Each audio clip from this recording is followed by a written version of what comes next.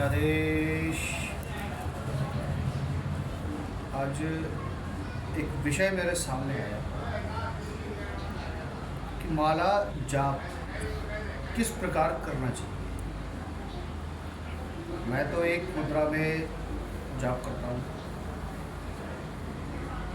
इस प्रकार से पूरी जो मुद्रा होती है इस तरह से मेरी माला चलती है।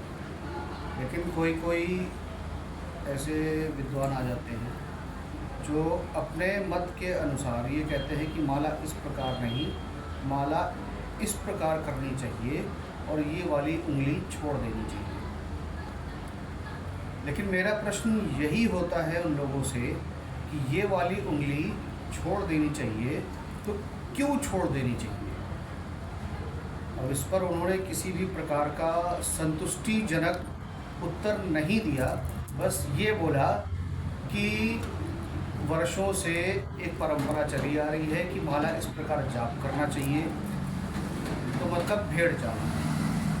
अच्छा, मेरा उद्देश्य किसी की भावना को, किसी की आस्था को ठेस पहुंचाना नहीं है, बस अपने मन की बात मुझे व्यक्त करना है।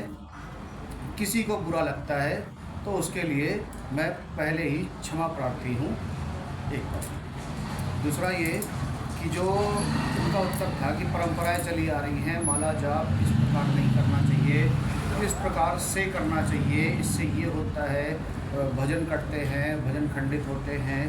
तो इस विषय में मैं सिर्फ इतना बोलूँगा कि यदि साधक में दम है, साधक का भजन अच्छा है, तो भाई जिसमें दम हो वो हमारे भजन छीन कर दिखाएगा, प्रथम।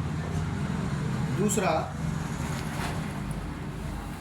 ऐसा उत्तर भी मेरे सामने आया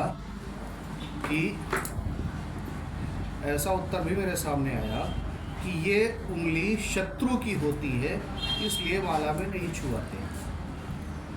तो मेरा उत्तर यहाँ पे है, यदि शत्रु की उंगली है तो शत्रु की उंगली तुम्हारे शरीर में क्या कर रही है, इसको काट के फेंको। बुरा अवश्य लग रहा होगा, किंतु यही कि यदि यह उंगली शत्रु की है तो इसको काट के फेंक दो। अपने शरीर में क्यों ढो रहे अपने शत्रु को। तीसरा, किसी विद्वान ने ये बोला कि ये गुरु की उंगली होती है।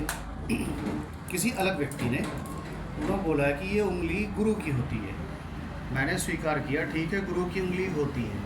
तो क्या गुरु मना करते हैं कि इस उंगली को भजन में ना चलाओ? नहीं करते। अगर भजन के लिए गुरु मना कर रहे हैं, भजन में टोक रहे हैं, तो गुरु कैसे, किस नाम के और किस काम के? अगर अपने बच्चों को सही शिक्षा नहीं दे पाते। मैं हूँ अवधूत, औघड़, शमशानवासी। मैं कोई नियम नहीं मानता, मैं सिर्फ इतना जानता हूँ कि ये मैं हूँ और वो मेरा इष्ट है। हमारे उनके बीच में सीधी वार्ता हो रही है, चर्चा हो रही है, बात खत्म। मेरा जो एक सोच है अपनी, मेरी सोच यह कहती है कि वर्षों से सनातन में बहुत विभिन्न प्रकार के षड्यंत्र होते आ रहे हैं धर्म को भटकाने के लिए। तो कुछ लोगों ने इस प्रकार का एक भ्रम रचा, एक षड्यंत्र रचा कि इस उंगली को यदि हम जाप कर रहे हैं, भजन कर रहे हैं, तो जो गुरु है, जो गुरु भजन दे रहा, अर्थात कि गुरु पर भी अब आपके मंत्रों का प्रभाव है, आपकी छवि है। इस उंगली को यदि बाहर कर लिया तो मतलब गुरु आपके सभी प्रकार के कर्मों से, बंधन से, उत्तरदायित्व से मुक्त है। अर्थात कि कल को अगर गुरु गलत है, गुरु गलत करता है, छल करता है, क्योंकि ये कलयुग है, इसमें कोई भी कुछ भी करता है, सबके पास अपने अपने व्यक्तिगत एक्सपीरियंस होंगे। इसलिए कि अगर गुरु गलत करे तो शिष्यों का मंत्र, शिष्यों की द्वारा की गई कोई भी क्रिया गुरु पर प्रभाव ना डाले। क्योंकि मैं मानता हूँ गुरु गोरक्षनाथ जी को भी और बुलाकीनाथ जी को भी कि गुरु अगर सही है तो जगत में अपने गुरु का गुणगान करो सबसे पहले।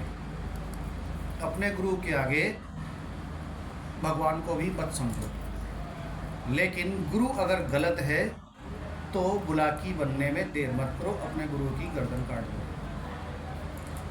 यहाँ पर तो इस प्रकार का षड्यंत्र ये रचा गया कि यदि हम इस उंगली को बाहर करके जाप करते हैं, भजन करते हैं, तो हमारी कोई भी क्रिया हमारे गुरु पर नहीं चलेगी। यही षड्यंत्र है।